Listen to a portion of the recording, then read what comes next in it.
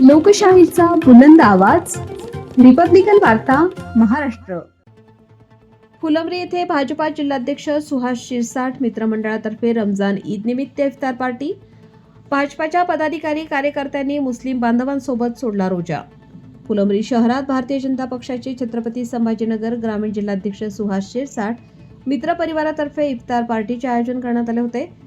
शहरातील कुलस्वामिनी cloth centre कापड दुकान समोर मुस्लिम समाजाच्या पवित्र रमजान महिन्यानिमित्त सुरू असलेल्या रोजा व रोजेदार यांच्या रोजा इफ्तार पार्टीचे आयोजन करण्यात आले होते.